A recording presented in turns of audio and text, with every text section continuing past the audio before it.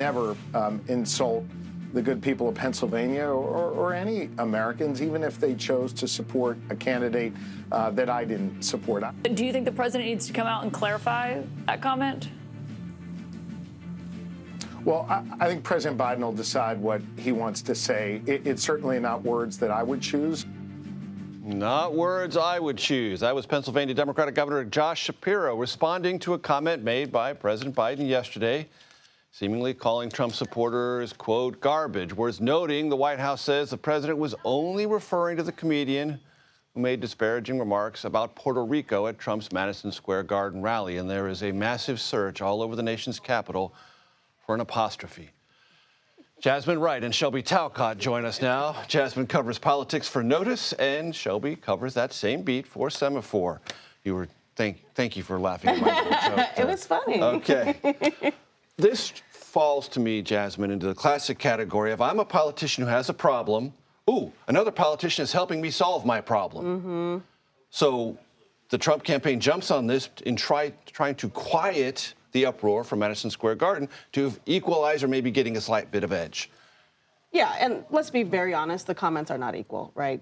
Saying that Puerto Rico is a garbage island in the ocean or whatever he said, that's pretty racist, right? Saying that all of Trump supporters are garbage, not very kind, but certainly not the same as racist. Still, though, Major, this is not something that the vice president wants to be talking about 6 days out. It's just not. She wants to be talking about that rally yesterday where she tried to deliver a closing message telling Americans that they just don't have to choose Trump. It doesn't have to be that way, that they can choose an alternative, meaning her, somebody who she believes has a better temperament to be commander-in-chief. So this is not something the vice president wants to talk about. Certainly, this is not something that President Biden, who, even though he kind of put his foot in his mouth, is somebody who we know wants a vice president to win. Mm-hmm. That's just not what the campaign wants to be focused on. I talked to one operative close to the vice president who basically sent me a meme of her in 2019 saying, dude, gotta go, because this is a distraction. And it takes away from the economic message that she wants to be talking about, it takes away from the message of unity that she wants to be talking about, and it takes away from the message that she is not the chaotic one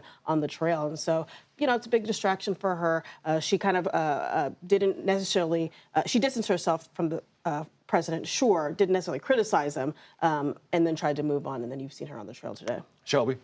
Yeah, I think it is natural that Donald Trump's campaign is jumping on this because Kamala Harris for the past few days has had a very good news cycle with the Puerto Rico comments. This Absolutely. has been a positive news cycle for her. It is not something that Donald Trump's campaign has wanted to talk about. When I've talked privately to people on Donald Trump's campaign, they have conceded that, yeah, it was probably a bad idea to have this edgy comedian open for Donald Trump on what it was supposed to be his big closing message ahead of the presidential election. So when they saw this instance, of course, they're going to jump on it. They're making it into a big deal. I would expect to see it maybe in some last-minute ads even, because it has shifted the news cycle away from, at least a little bit, away from those Puerto Rico comments. And you mentioned, Jasmine, the economy. I just want to read from a Reuters lead today.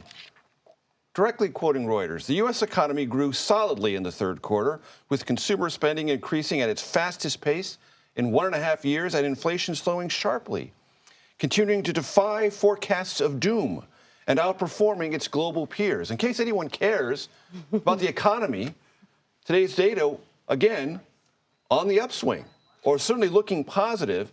Harris, I'm sure, wants to embrace that, wants to drive that, wants to also contrast that with the other messaging on the campaign trail. Yeah, it's a gift for the vice president and her campaign. I saw on Twitter today that gas in Milwaukee, in Wisconsin, a battleground state, is about $2.80. That's a huge boon for the campaign. But of course, they have to continuously kind of walk this fine line with not talking too much about all these economic indicators that maybe people don't even understand how it impacts their paychecks, saying that they're so good, versus the reality that people are seeing these high prices, and it has a negative impact on how they view the current administration and how they view the vice president and her campaign. And so I think you hear her talking about it. I talked to one person yesterday at that speech in D.C., and they said the point of this speech, yes, it's to give the closing argument. Yes, it's to put some distance between her and Trump, saying that America has a choice, but it is also to personalize the issues that Americans are facing. That's why you saw her talk about, yes, democracy, but also talk about the economy, also talk about immigration, trying to really personalize what she wants to do for the country, trying to show the country country, who she is and who she would be as a president. And so I think, yes, these economic indicators are very good for the vice president, but it comes down to how is she going to actualize and tell people why they're very good for her. Shelby, you wrote about how the Trump inner circle views the metrics. The metrics flow through masculinity.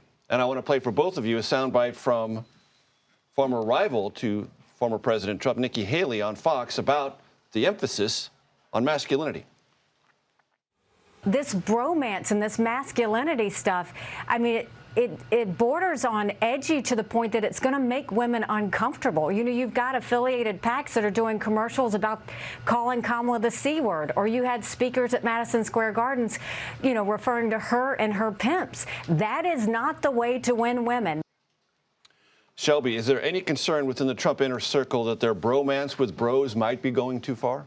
Yeah, I've heard a few people who are questioning it, but by and large, this is the strategy. This is what they believe is going to be successful. To change the face of the electorate. Exactly. They are focusing on primarily males. And now I've heard arguments from the Trump campaign that they're really focusing on everybody because their message is about the economy and it's about crime and it's about immigration, and that's things that everybody cares about. But when you look at what the campaign has done over the past few months, the podcasts that they've gone to, which is primarily viewed and listened to by men, when you look at the speakers that they have at their rallies, it is very clear that they are targeting that specific group. And what's notable also is I spoke to Donald Trump's political director yesterday, James Blair, and he pointed out that there is a group of persuadable voters that they are targeting. And those persuadable voters, in their eyes, are a group of largely males under 50 who are mostly white, but there's also about a quarter who are black and Hispanic. But what is notable in that is, of course, this is a largely, not all, but largely male group of persuadable voters. And are they first persuadable? And second, are they so persuadable they'll actually show up and vote? To be determined. Shelby Talcott, Jasmine, thanks so very much for your time. I appreciate it.